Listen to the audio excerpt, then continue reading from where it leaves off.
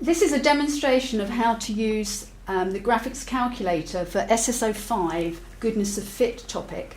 This example, hopefully you've already seen it in your notes so you're familiar with it, is to demonstrate how to fit, to test for the goodness of fit of a normal distribution when they're suggesting does this data fit a normal distribution with mean 50 and standard deviation 10? So they've given that already.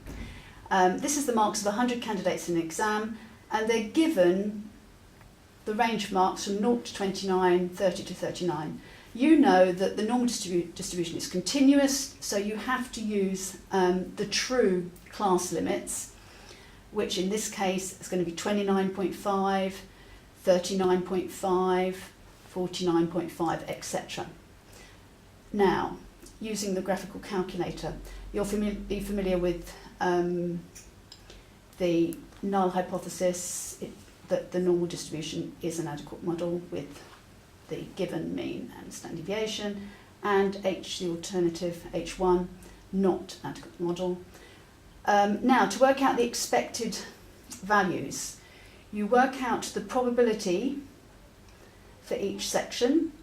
I'm just going to work out because it's a continuous distribution, you have to go from for the whole range of values, so less than or equal to 0 for the first one, just to make sure that you're familiar with that on the graphical calculator. To find the NCD, the normal distribution, you would press the menu and it is run mat, execute it. Options, you need the stat option, then it's the distribution, normal, NCD, and the values in there, lower, upper, standard deviation and mean in that order. The lower for that, for less than or equal to 0, we're just putting in negative 9999. You can go a bit even lower if you choose to.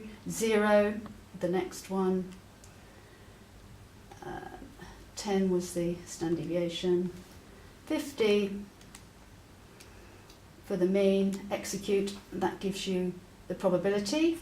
You can see that we've written that to 3 sig fig there, 2.86. It's sometimes a good idea actually to write that to 4 or 5 sig fig in this position, because your final result should be to 3 sig fig. So you should really write that to more sig fig there. Now, we started to multiply by 100 within the working in order to find the expected values. This is the probability, that gives you the expected values. I don't propose to do the next sections because you should know now how to work out the normal distribution, and hopefully you're familiar with the NCD operation on the graphical calculator. Next section, we get these expected values.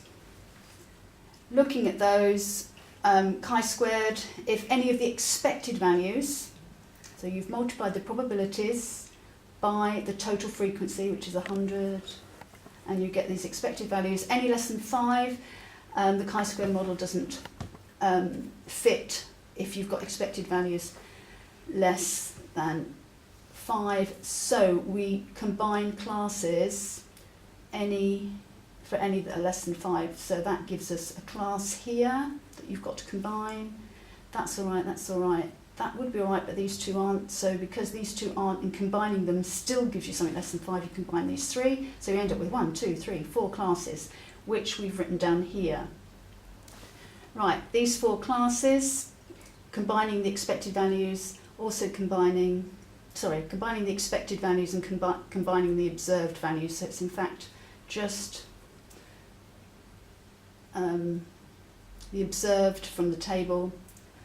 5 plus 14 gives you 19, goes with these two expected values, gives you 14.686. So you have got observed, expected. Now, in order to work out your chi-squared statistic, this is how I'll do it on the calculator.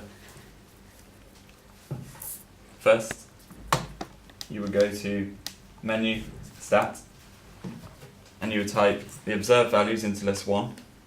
So, for example, 19, 24, and etc. And the expected values into list 2. So, 14.686, and etc. And I've done this already here. To test for it, you would press test, chi, goodness of fit, observed should be list 1, expected should be list 2, and the CNTRB should be list 3. You would then press execute. You'll get your chi-squared value of 10.3. You can then exit that, and in list 3 you will have all your O minus C values, for example 1.2672.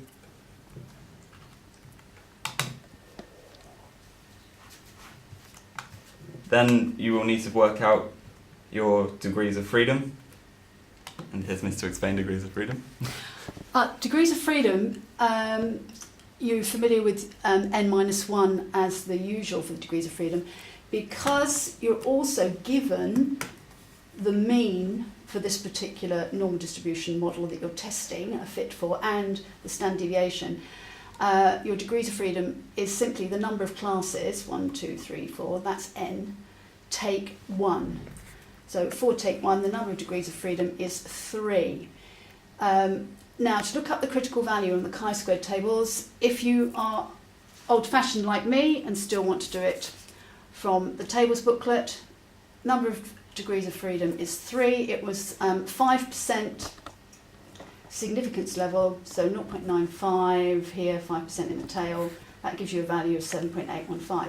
However, if you want to use the graphical calculator, you can use it to find the critical value, and Josh is going to explain how to do that. So to find it on the calculator, you would go to option, stat, dist, chi, inv chi. You then type in the probability of 0.05 and the degrees of freedom of 3 and press execute.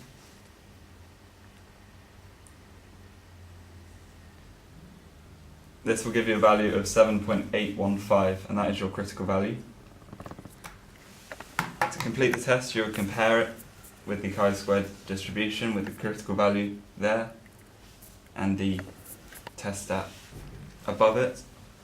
Therefore, you would reject the hypothesis as there is significant evidence at 5% to suggest the normal distribution is not an adequate model. You would need to write a comparison. The test stat is greater than the critical value, i.e. the test stat is in the critical region.